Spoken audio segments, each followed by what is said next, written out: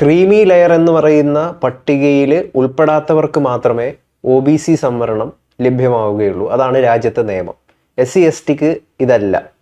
അവരെ ഇതിൽ അതല്ലാത്തവർക്കും ലഭിക്കുമെന്നുള്ളതാണ്. ഇപ്പം കേരള ഹൈക്കോടതിക്ക് മുമ്പാകെ 2 പെറ്റീഷനുകൾ വന്നിരിക്കുകയാണ്.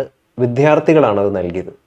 അവർക്ക് നീറ്റ് കീമിന് അഡ്മിഷൻ ലഭിച്ചില്ല. കാരണം അവർ ക്രീമി ലെയറിൽ ഉൾപ്പെടുന്നവരാണ് എന്ന് കാണിച്ചുകൊണ്ട് നിങ്ങൾക്ക് അഡ്മിഷൻ ലഭിക്കില്ല, ഈ സംവരണം നിങ്ങൾക്ക് OBC സംവരണം ലഭിക്കില്ല, ഈഴവ വിഭാഗത്തിലുള്ളവരായിരുന്നു. ഇവർ കേരള ഹൈക്കോടതിക്ക് മുമ്പാകെ പോകുന്നു. ജസ്റ്റിസ് ബെച്ചു കുര്യൻ തോമസ് ആയിരുന്നു ജഡ്ജ്. അപ്പോൾ അദ്ദേഹം വളരെ പ്രസക്തമായിട്ടുള്ളൊരു നിരീക്ഷണമാണ് നടത്തിയിരിക്കുന്നത്. തരാൻ പറ്റില്ല എന്ന് പറഞ്ഞിരിക്കുകയാണ്. അതായത് നിങ്ങൾ ക്രീമി ലെയറിൽ ഉൾപ്പെടുന്നവരാണ്. ഇതിൽ ഒരാളുടെ പിതാവിൻ്റെ ഈ പ്രതിവർഷ വരുമാനം എന്ന് പറയുന്നത് 3 കോടി രൂപയാണ്. മറ്റൊരാളുടെ പിതാവിൻ്റെ പ്രതിവർഷ വരുമാനം എന്ന് പറയുന്നത് ഏതാണ്ട് 50 ലക്ഷം രൂപയാണ്. ഇത്തരത്തിൽ സാമ്പത്തികമായിട്ട് എല്ലാ രീതിയിലും ഉയർന്നു നിൽക്കുന്ന നിങ്ങൾക്ക് എന്തിനാണ് മക്കളെ യഥാർത്ഥത്തിൽ ഈ OBC സംവരണം എന്നാണ് കോടതി ചോദിച്ചിരിക്കുന്നത്. ഇതുമായി ബന്ധപ്പെട്ടിട്ട് ചർച്ചകൾ നടക്കുകയാണ്. ചിലവർ മുമ്പോട്ട് വെക്കുന്നത് എന്താണെന്ന് വെച്ച് കഴിഞ്ഞാൽ കോടതി പറഞ്ഞിരിക്കുന്നത് വളരെ തെറ്റായിട്ടുള്ളൊരു കാര്യമാണെന്ന് പറയുന്നു. മറ്റു ചിലർ അനുകൂലിക്കുന്നു. വേറെ ചിലരാകട്ടെ SC/STക്കും ഇതേ രീതിയിലുള്ള സംഗതി കൊണ്ടുവരണം. രാജ്യത്ത് നിലവിൽ അങ്ങനെയില്ല. അവരെയും ക്രീമി ലെയറിൽ ഉൾപ്പെടുത്തിയിട്ട് സംവരണം ഏർപ്പാടാക്കണം. അല്ലെങ്കിൽ അത്തരത്തിൽ ക്രീമി ലെയറിൽ ഉൾപ്പെടുന്നവർക്ക് സംവരണം വേണ്ട എന്നുള്ള രീതിയിൽ നിയമം വ്യവസ്ഥ ചെയ്യണം എന്ന് പറഞ്ഞിട്ടിപ്പോൾ കുറേയധികം ചർച്ചകൾ നടക്കുകയാണ്. യഥാർത്ഥത്തിൽ അങ്ങനെ വേണോ? SC/STനെയും ഇതേ ഒരു കാറ്റഗറിയിൽ ഉൾപ്പെടുത്തണോ? സാമ്പത്തികമായിട്ട് ഉയർന്നു നിൽക്കുന്ന എല്ലാ രീതിയിലും മികച്ച രീതിയിൽ ജീവിക്കുന്ന നിലവിൽ ജാതിപരമായിട്ടുള്ള അധിക്ഷേപങ്ങൾ നേരിടാത്തവ SC/ST വിഭാഗത്തിൽപ്പെടുന്ന ആളുകൾക്ക് എന്തിനാണ് യഥാർത്ഥത്തിൽ സംവരണം? ആ ചോദ്യം ഉയരുകയാണ്. ആ ചോദ്യത്തിന് പ്രസക്തിയുണ്ട്. ഇതിവിടെ കൊണ്ടൊന്നും നിൽക്കില്ല. അവസാന ഭരണഘടനാ ബെഞ്ചിൻ്റെ അടുത്ത് തന്നെ പോകാനുള്ള സാധ്യതയുള്ളൊരു കേസായിട്ട് ഇത് മാറുകയാണ്. വളരെ വ്യാപ്തിയുള്ളൊരു കേസായിട്ട് മാറുകയാണ്. സംവരണം എന്ന പരിപാടി എസ്പെഷ്യലി വിദ്യാഭ്യാസം, ജോലി തുടങ്ങിയ സംഭവങ്ങളിൽ ഏർപ്പെടുത്തുമ്പോൾ സാമ്പത്തികമായി ആരെങ്കിലും സഹായിക്കുക എന്നുള്ള ഉദ്ദേശത്തേക്കാൾ കൂടുതലായി സാമൂഹികമായി പിന്നോക്കം നിൽക്കുന്നൊരു വിഭാഗമുണ്ട്. പൈസ ഉണ്ടെങ്കിൽ പോലും സാമൂഹികമായ അവഗണന അനുഭവിക്കുന്ന വിഭാഗങ്ങളുണ്ട്. പൂർണ്ണമായിട്ടും അവഗണന അനുഭവിക്കുന്ന വിഭാഗമാണ് SC/ST. അവരെ യാതൊരു നിയന്ത്രണങ്ങളും പെടുത്തിയിട്ടില്ല. ക്രീമി ലെയർ എന്ന് വന്നപ്പോഴേക്കും സാമ്പത്തികമായിട്ട് ഭയങ്കരമായ വ്യത്യാസമുള്ള ആൾക്കാരുണ്ട്. ക്രീമി ലെയർ പഠിത്തമുണ്ട്, വിദ്യാഭ്യാസമുണ്ട്, എല്ലാം ഉണ്ട്. അപ്പോൾ ക്രീമി ലെയറിലുള്ളവർക്ക് ആ ലെവലിലേക്ക് വളർന്നവർക്ക് OBC സംവരണം പാടില്ല. അത്രയും സാമ്പത്തിക സ്ഥിതി ഉണ്ടായിക്കഴിഞ്ഞാൽ OBC സംവരണം പാടില്ല എന്ന് ഒരു തീരുമാനമാണ് ഗവൺമെൻറ് ഓഫ് ഇന്ത്യയുടെ ഉള്ളത്. ആ സമയത്താണ് 2 കുട്ടികൾ എൻട്രൻസ് പരീക്ഷകളിൽ, പ്രൊഫഷണൽ എൻട്രൻസ് പരീക്ഷകളിൽ തങ്ങൾക്ക് അഡ്മിഷൻ നിഷേധിച്ചിരിക്കുന്നു. കാരണം പറഞ്ഞിരിക്കുന്നത് നിങ്ങൾ ക്രീമി ലെയറിൽ പെട്ടവരാണ് നിങ്ങൾ. അവരുടെ രക്ഷകർത്താക്കൾക്ക് അവരുടെ വരുമാനം എന്ന് പറയുന്നത് നമ്മൾ പ്രതീക്ഷിക്കുന്നതിനൊക്കെ അപ്പുറം 2 കോടിയും 3 കോടിയും അല്ലെ 50 ലക്ഷമൊക്കെയാണ്. ഇവർ അർഹരാണോ ഇല്ലയോ എന്ന് ചോദിച്ചപ്പോൾ ജസ്റ്റിസ് ബെച്ചു കുര്യൻ തോമസ് ഒറ്റ വാക്കിൽ ഉത്തരം പറഞ്ഞു, നിങ്ങളുടെ രക്ഷകർത്താക്കളുടെ പ്രൈവറ്റ് സെക്ടറിലാണെങ്കിൽ കൂടി നിങ്ങളുടെ രക്ഷകർത്താക്കളുടെ വരുമാനം കൂടെ പരിശോധിച്ച ശേഷം മാത്രമേ നിങ്ങൾ ക്രീമി ലെയർ ആണോ എന്ന് തീരുമാനിക്കാൻ പറ്റുകയുള്ളൂ. ആ അർത്ഥത്തിൽ ഈ വരുമാനം, രക്ഷകർത്താക്കൾക്ക് ഈ വരുമാനം ഉണ്ടെങ്കിൽ you are not eligible to accept for exemption from creamy layer, നിങ്ങൾക്ക് കിട്ടില്ല എന്ന് പച്ചയ്ക്ക് പറഞ്ഞിരിക്കുകയാണ്.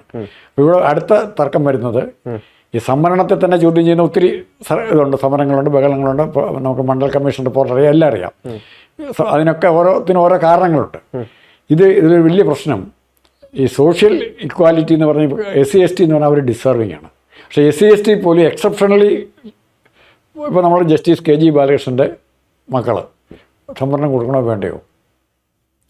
റിയൽ എസ്റ്റേറ്റ് ഉൾപ്പെടെ ഇഷ്ടംപോലെ സ്വത്തുമായി അവർക്ക് കൊടുക്കണോ വേണ്ടയോ? വേണ്ട. എന്തിനാ കൊടുക്കണ്ട. പക്ഷേ അത് കൊടുക്കണമെന്ന് SC/STക്കാരെ പൂർണ്ണമായിട്ടും ഇതിൻ്റെ അകത്ത് ഒഴിവാക്കിയിരിക്കുക, ഈ പഠനങ്ങളിൽ നിന്ന് ഒഴിവാക്കിയിരിക്കുക.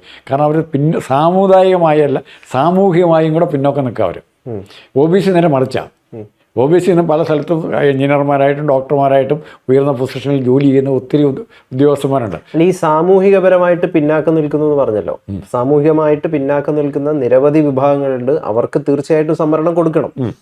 പക്ഷേ അതിൽ നിന്നൊക്കെ ഉയർന്നു വന്ന ആളുകൾ ഇപ്പോഴും സംവരണം നേടുന്നുണ്ടെങ്കിൽ, സാമൂഹികപരമായിട്ടുള്ള പിന്നാക്കാവസ്ഥ നേരിടുന്നില്ല, സാമ്പത്തികമായിട്ട് വലിയ രീതിയിലുള്ള ഉയർച്ചയിലാണ് ഞങ്ങൾ നിൽക്കുന്നത്, ഇങ്ങനെയുള്ള SC/ST വിഭാഗത്തിന് ഇപ്പോഴും സംവരണം വേണോ? താങ്കൾ പറഞ്ഞൊരു വാലിഡ് ക്വസ്റ്റ്യൻ. ഇതിൻ്റെ പ്രശ്നം എന്ന് പറഞ്ഞാൽ സംവരണം എന്ന് പറയുന്ന വൺ ടൈം ഇതായിരിക്കണം എന്ന് പറയുന്നുണ്ട്. വേണമെങ്കിൽ ഇപ്പോൾ ഒരാൾക്കൊരു നിങ്ങളുടെ വീട്ടിൽ ഒരാൾക്ക് നല്ല ജോലി കിട്ടി, വലിയ ജോലി കിട്ടി, അല്ലെങ്കിൽ സാമ്പത്തികമായി സൗകര്യമുള്ള ജോലി കിട്ടി, അപ്പോൾ സ്വാഭാവികമായിട്ടും നിങ്ങൾ ആ ക്രീമി ലെയർ പോലെ തന്നെ നിങ്ങളുടെ വീട്ടിൽ നിന്നും സംവരണത്തിൻ്റെ ആനുകൂല്യം അനുഭവിച്ച് ആരെങ്കിലും വലിയ സ്ഥലത്തേക്ക് വന്നിട്ടുണ്ടെങ്കിൽ, നിങ്ങളുടെ അച്ഛനോ അമ്മയോ അല്ലോ ചേട്ടനോ അല്ലെങ്കിൽ ആരെങ്കിലും വന്നിട്ടുണ്ടെങ്കിൽ ഓട്ടോമാറ്റിക്കായിട്ട് നിങ്ങൾക്ക് അത് നിഷേധിക്കപ്പെടാം നാളെ. അങ്ങനെയുള്ള ചർച്ചകൾ നടക്കുന്നുണ്ട്. അപ്പോൾ ഇവിടെ ഏതാണ് മാനദണ്ഡം? സാമൂഹികമായി അവഗണന എന്നുള്ള മാനദണ്ഡം SC/ST-കാരെ പറ്റി പറഞ്ഞാൽ ഒരു 90% ശരിയാണ്. നമ്മുടെ ഇവിടുത്തെ സംസ്ഥാനത്തെ വെച്ച് കമ്പയർ ചെയ്ത് ഓൾ ഇന്ത്യ ലെവലിൽ നോക്കുമ്പോൾ ഏറ്റവും പിന്നോക്കം നിൽക്കുകയാണ്. എഴുത്തും വായന അറിയത്തില്ലാത്ത ഇഷ്ടം പോലെ കോടാനുകൂടി ആൾക്കാരുണ്ട് ഇന്ത്യയിൽ. അപ്പോൾ അവരെ അപ്ലിഫ്റ്റ് ചെയ്യാൻ വേണ്ടി ആണ് ഇത്തരം ഇച്ചിരി ന്യായമായിട്ട് അവർക്കാണ് കിട്ടേണ്ടിയിരുന്നത്. പക്ഷേ അവരെക്കാൾ കൂടുതൽ കേരളത്തിൽ, ഇപ്പോൾ ഉദാഹരണം ഞാൻ പറയാം, അതിനകത്തൊരു വലിയ അനോമലി എന്ന് പറയുന്നത് OBC-യുടെ കാര്യം പറയുന്ന പോലെ തന്നെ ഇപ്പോൾ ക്രിസ്ത്യൻസ് അല്ലെ മുസ്ലിംസ് സംവരണം കുറച്ച് ന്യൂനപക്ഷ സംവരണം ഉണ്ട് അവർക്ക്. ഒരു മുസ്ലിം കമ്മ്യൂണിറ്റിയിൽ എൻട്രൻസ് ടെസ്റ്റ് എഴുതുന്നു, അതിൽ 100 പേർക്ക് മെറിറ്റിൽ തന്നെ കിട്ടുകയാണ്, ജനറൽ മെറിറ്റിൽ തന്നെ അങ്ങോട്ട് അഡ്മിഷൻ കിട്ടുകയാണ്. അപ്പോൾ അവിടെ സംവരണത്തിനൊന്നും പ്രശ്നം വരുന്നില്ല. ഒരു 25 പേരുടെ സംവരണത്തിന് എലിജിബിലിറ്റി ഉണ്ടെങ്കിൽ 200 പേരുള്ളൊരു സീറ്റുള്ള സ്ഥലത്ത് ഒരു കോളേജിൽ 125 പേര് ആരാകും? ഒരേ മുസ്ലിം കമ്മ്യൂണിറ്റിന് തന്നെ വരും. അത് ഭയങ്കര സൃഷ്ടിക്കാൻ പോകുന്ന ഭയങ്കരമാണ്, സംഭവിച്ചിട്ടില്ല ഇതുവരെ. അതുകൊണ്ട് നമുക്ക് അത്രയും അതിപ്പോൾ തൽക്കാലം വിടാം. അതുകൂടെയൊക്കെ വരുമ്പോഴത്തേക്ക് ഇത് ഒരു പ്രശ്നമാണ്. ആർക്ക് സംവരണം കൊടുക്കണം എന്നുള്ള ഫണ്ടമെൻ്റൽ ക്വസ്റ്റ്യനാണ് നമ്മൾ അഡ്രസ്സ് ചെയ്യേണ്ടത്. ആരാണ്, ഹൂ ഈസ് ഡിസേർവിങ്? എല്ലാവരും അപ്ലൈ ചെയ്യും, ഡിസേർവിംഗ് ആണെന്ന് പറഞ്ഞ് അപ്ലൈ ചെയ്യും. കോടതി പോകാൻ സൗകര്യം. ഇപ്പോൾ ഒരു ഉദാഹരണം നോക്കണം, ഇതുപോലെ കോടതി പോകാൻ പറ്റാത്ത എത്ര പേരുണ്ട്? ഇവർക്ക് എങ്ങനെയാണ് കോടതി പോകാൻ പറ്റിയത്? എന്തുകൊണ്ടാണ് ഈ കുട്ടികൾക്ക് 2 പേർക്കും കോടതി പോകാൻ പറ്റിയത്? ടെസ്റ്റിന് മുമ്പ് തന്നെ കോടതി പോകാൻ പറ്റി. ഇനി അവർ അപ്പീലിന് പോകും, വേണമെങ്കിൽ അപ്പീലിന് പറ്റും. എനിക്ക് തോന്നുന്നത് അവരെന്തിനാണ് അങ്ങനെ പോയത് എന്നുള്ളതാണ് അതിൽ പ്രധാനപ്പെട്ട ചോദ്യം. ഇതിൽ ഒരാളുടെ ഫാദർ പുറത്ത് എവിടെയോ വലിയ കമ്പനിയിൽ ജോലി ചെയ്യുകയാണ്, കാറ് വലിയ വലിയ ആഡംബര കാറുകളാണ് ഇവർക്കുള്ളത്. മറ്റേ ആളും അതേ രീതിയിൽ NRI ആണ്. ഈ മാതാപിതാക്കളാണ് യഥാർത്ഥത്തിൽ ഇവരോട് നിർദ്ദേശിക്കേണ്ടത്, നിങ്ങൾക്ക് ഇതിന്റെ ആവശ്യമില്ല എന്നുള്ളത്. അപ്പൊ പിന്നെ എന്തിന് ഇവർ പോയി? രാജ്യത്ത് ഓൾറെഡി ഒരു നിയമമുണ്ട്, അതായത് OBC-ക്ക് ക്രീമി ലെയറിൽ ഉൾപ്പെടാത്തവർക്കാണെങ്കിൽ സംവരണം നൽകും. ക്രീമി ലെയർ അതായത് നോൺ ക്രീമി ലെയറിൽ ഉൾപ്പെട്ടുള്ളവർക്ക് സംവരണം നൽകും, അതല്ലാത്തവർക്ക് ഇല്ല എന്നുള്ളത് ഇവർക്ക് വളരെ കൃത്യമായിട്ട് അറിയാം. സാമ്പത്തിക സ്രോതസ് വെച്ചിട്ട് അന്വേഷിക്കുമ്പോൾ അറിയാം ഇങ്ങനെ എല്ലാ കാര്യങ്ങളും. എന്നിട്ടും ഇത് പോകുന്നുണ്ടെങ്കിൽ അർഹരായിട്ടുള്ളവരെ വഞ്ചിക്കലല്ലേ? അല്ല, ഈ ആനുകൂല്യങ്ങൾ ഇതിൻ്റെ അകത്ത് വരുന്ന വിവേചനങ്ങൾ വരും. ഇപ്പോൾ എനിക്ക് എൻ്റെ മകൾക്ക് കിട്ടുന്നില്ല, ഒരു സത്യമുണ്ട് എന്നിരിക്കട്ടെ. എൻ്റെ മകൾക്ക് കിട്ടാതിരിക്കുകയും എൻ്റെ തൊട്ട അയൽവക്കത്തെ ഒരു PWD എക്സിക്യൂട്ടീവ് എഞ്ചിനീയറായ ഒരു OBC-ക്കാരൻ്റെ മകൾക്ക് കിട്ടുകയും ചെയ്താലോ? ഈ പിള്ളേരുടെ മനസ്സിൽ സ്പർദ്ധയുണ്ടാകും, ഞങ്ങൾ തമ്മിലും കാലുഷ്യം ഉണ്ടാകും. നമുക്കൂടെ ഡിസേർവിങ് ആയിരുന്നു, മറിച്ചായിരുന്നെങ്കിൽ എനിക്ക് കിട്ടിയതിനെ എൻ്റെ മകൾക്ക് കിട്ടുമായിരുന്നു എന്ന് ഞാൻ വിചാരിക്കും. ഉദാഹരണം ഞാൻ പറഞ്ഞു. ഇനി രണ്ടാമത്, ലോകത്തെ എല്ലാ രാജ്യങ്ങളിലും ഇപ്പോൾ സോഷ്യൽ ടെൻഷൻ കൂടി വരികയാണ്. ട്രംപ് അവിടെ ഈ പുറത്തുനിന്ന് എന്നവരെ മുഴുവൻ ഒഴിവാക്കാൻ നോക്കുക. കാരണം എന്താ? അവിടെ കള്ളത്തരം കാണിക്കുക ചെല്ലുന്നവൻ. ഇപ്പോൾ ഇന്ത്യക്കാരനാണെങ്കിലും പാകിസ്ഥാൻകാരൻ അവർ ചെയ്യുന്നത്, ഒരു ഗർഭിണിയായി കഴിഞ്ഞാൽ, ഒരു സ്ത്രീ ആയി കഴിഞ്ഞാൽ ഇവർ എങ്ങനെയെങ്കിലും വിസ മേടിച്ച് അവിടെ ചെല്ലും. പ്രസവത്തിന് ഒരു മാസം മുമ്പ് അല്ലെങ്കിൽ 2 മാസം മുമ്പെങ്കിലും അമേരിക്ക ചെല്ലും. അവിടുത്തെ പ്രത്യേകത അനുസരിച്ച്, ഇതുപോലത്തെ പ്രൊട്ടക്ഷൻ അനുസരിച്ച്, അഭയാർത്ഥികളെ പ്രൊട്ടക്റ്റ് ചെയ്യാൻ വേണ്ടിയുള്ള നിയമം അനുസരിച്ച് അമേരിക്കയിൽ ചെന്ന് പ്രസവിച്ച് കഴിഞ്ഞാൽ ആ കൊച്ച് അമേരിക്കൻ സിറ്റിസൺ ആവുക. അതുപോലുള്ള കള്ളത്തരങ്ങൾ ഇവിടെ നടക്കുന്നുണ്ട്. വരുമാനം മറച്ചു വയ്ക്കും. വിദേശത്തെ ജോലിയെങ്കിൽ അറിയുമോ? ഇപ്പോൾ ട്രംപിൻ്റെ മകളാണ് ഇവിടെ പഠിക്കുന്നത്, അവൾ പറഞ്ഞാൽ മാത്രമല്ലേ ട്രംപിൻ്റെ മകളാണെന്ന് അറിയുമോ, അല്ലെ ട്രംപിനെ നമ്മൾ അറിയുള്ളൂ. അപ്പോൾ അങ്ങനെ പൈസയുള്ളവരുടെ ഇവിടെ മറ്റു രീതിയിൽ വരുമാനമുള്ള, അതുപോലെ ബിസിനസ്സുകാർ ഇഷ്ടംപോലെ കോടാനുകൂടി വരുമാനമുള്ളവർ, അവരുടെ കറക്റ്റ് പിടിച്ചെങ്കിൽ മാത്രമേ അവരുടെ ക്രീമി ലെയറിൽ വരുള്ളൂ. ക്രീമി ലെയറിൽ ആൾക്കാരെ ഉൾപ്പെടുത്താത്ത എളുപ്പമുള്ള കാര്യമല്ല. ഇപ്പോൾ എടുത്തവൻ തന്നെ പോകാൻ സാലറിയുടെ ക്ലാസ്സിനെ മാത്രമേ അങ്ങനെ പെടുത്താൻ പറ്റുള്ളൂ. പക്ഷേ ഇങ്ങനെ പറഞ്ഞിരിക്കുന്നത് യാതൊരു കാരണവശാലും എല്ലാ വരുമാനവും പരിഗണിക്കണം എന്ന് ഈക്വലായിട്ട് യാതൊരു തർക്കത്തിന് വഴിവെക്കാതെ തന്നെ ആര് പറഞ്ഞിരിക്കുന്നു? ബെച്ചി കുര്യൻ തോമസ് പറഞ്ഞിരിക്കുന്നു. അതുകൊണ്ട് എൻ്റെ അഭിപ്രായത്തിൽ ഇത് പക്ഷേ കുറേയധികം മാധ്യമങ്ങൾ ഇത് ചർച്ച ചെയ്യുന്നില്ല. എന്തുകൊണ്ടാണ് കേരളത്തിലെ? വളരെ പ്രധാനപ്പെട്ടിട്ടുള്ള ഒരു തീരുമാനമാണത്. അല്ല, ഇവിടെ ന്യൂനപക്ഷ സംവരണം, ഈ സംവരണം എന്ന് പറയുന്നത് എന്തിനു വേണ്ടി എന്നുള്ളതിന് ആ ഒരു പർപ്പസ് ഇവിടെ സെർവ് ചെയ്യുന്നില്ല. കിട്ടിയവന് പിന്നെയും കിട്ടുക, കിട്ടിയവന് പിന്നെയും സംവരണം കിട്ടിക്കൊണ്ടിരിക്കുകയെന്നേ. ആ ബെനിഫിറ്റ് കിട്ടും. അത് അവർക്ക് അങ്ങനെ കൊടുക്കുമ്പോൾ വേറെ കുറേ പേർക്ക് നിഷേധിക്കപ്പെടുന്നുണ്ട്. അവരുടെ കൂട്ടത്തിൽ തന്നെ അർഹരായിട്ടുള്ളവർക്ക് നിഷേധിക്കപ്പെടുന്നുണ്ട്. അപ്പോൾ ഇത് ഒഴിവാക്കാനായിട്ട് തീർച്ചയായിട്ടും നിയന്ത്രണങ്ങൾ നല്ലതാണ്. ക്രീമി ലെയർ അല്ല എന്താണെങ്കിൽ പോലും ആ ക്രീമി ലെയറിൽ നിന്ന് എക്സംഷൻ കൊടുക്കാൻ 100 കൊടുക്കാതിരിക്കാൻ നോക്കുക. ക്രീമി ലെയറിലേക്ക് കൂടുതൽ ആൾക്കാരെ ആഡ് ചെയ്യാൻ പറ്റുമെങ്കിൽ ചെയ്യുക. പാവപ്പെട്ടവർക്ക് മാത്രമായിട്ട് ക്രീമി ലെയറിലുള്ള സമുദായത്തിലെ പാവപ്പെട്ടവർക്ക് മാത്രമായിട്ട് ഈ ഒരു വിഷയം മറ്റൊരു തരത്തിലേക്ക് ചർച്ചയെ കൊണ്ടുപോകുന്നുണ്ട്. അതായത് എന്തിൻ്റെ അടിസ്ഥാനത്തിലായിരിക്കണം യഥാർത്ഥത്തിൽ സംവരണം നൽകേണ്ടത് എന്ന് പറയുന്ന ഒരു ചർച്ച. രണ്ടും കൂടെ നോക്കും. എക്കണോമിക് ബാക്ക്വേർഡ്നെസ് നോക്കും, സോഷ്യൽ ബാക്ക്വേർഡ്നെസ് നോക്കും. ഇത് രണ്ടും നോക്കി വിലയിരുത്തുമ്പോഴാണ് പിന്നെ രണ്ടാമത് വരുന്ന കാര്യം, ഇവിടെ എല്ലാം ആഫ്റ്റർ ഓൾ ഇന്ത്യ മാത്രമല്ല എല്ലാ ജനാധിപത്യ രാജ്യങ്ങളിലും പൊളിറ്റിക്കൽ കൺസിഡറേഷൻ വരും. പൊളിറ്റിക്കൽ കൺസിഡറേഷൻ എന്ന് പറഞ്ഞാൽ വോട്ട്, മനസ്സിലായോ? കൂടുതൽ സമുദായത്തെ OBC പെടുത്താനായിട്ടാണ് വാശി. നരസിംഹറാവു OBC എന്ന് എപ്പോഴും പറയുമല്ലോ. എല്ലാവരും OBCയിലാകാനാണ്, എന്തിനാ? സംവരണം കിട്ടാനായിട്ടാണ്. അർഹതയില്ലാത്തവർ പോലും പോകും. പക്ഷേ സമുദായത്തിൽ നിന്നോട്ടെ. പക്ഷേ സമുദായത്തിലെ ക്രീമി ലെയർ എന്ന് പറഞ്ഞാൽ ആ കൺസെപ്റ്റ് ശാസ്ത്രീയമായിട്ട് ഡിഫൈൻ ചെയ്ത് സ്ട്രിക്റ്റായിട്ട് ഇംപ്ലിമെൻറ്റ് ചെയ്യുമെങ്കിൽ മാത്രമേ മാർഗുള്ളൂ. അതല്ല സാർ, ഇതിലൂടെ ഇപ്പം പറയുന്ന ഒരു കാര്യം എന്താണെന്ന് വെച്ച് കഴിഞ്ഞാൽ SC STയിലേക്കും ഇത് കൊണ്ടുവരണം എന്നാണോ? SC STയിലെ എക്സെപ്ഷണലി ബിഗ്.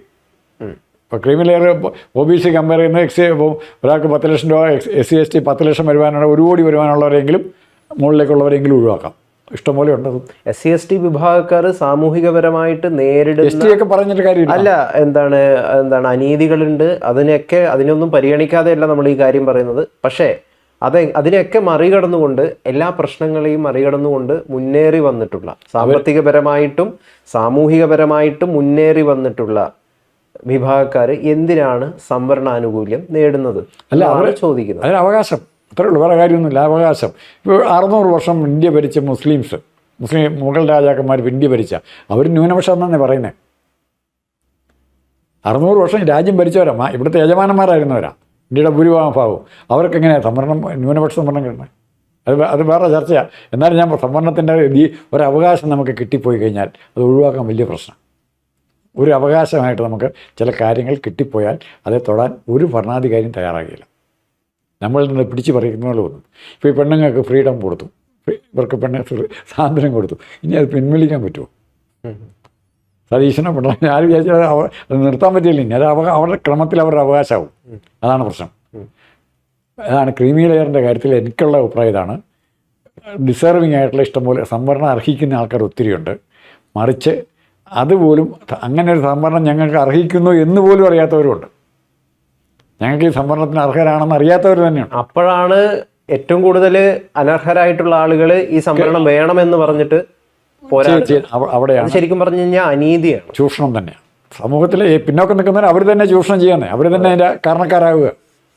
കാരണം അവർ ഇവിടെ ഇല്ലെങ്കിൽ, ക്രീമി ലെയറിലെ ഉയർന്നവർ ഇവിടെ ഇല്ലെങ്കിൽ താഴെത്തട്ടിലുള്ള കുറേ പേർ കൂടെ കിട്ടും. അതാ നോക്കട്ടെ, വരുമാനത്തിൽ താഴെ നിൽക്കുന്നവർക്ക് കിട്ടും.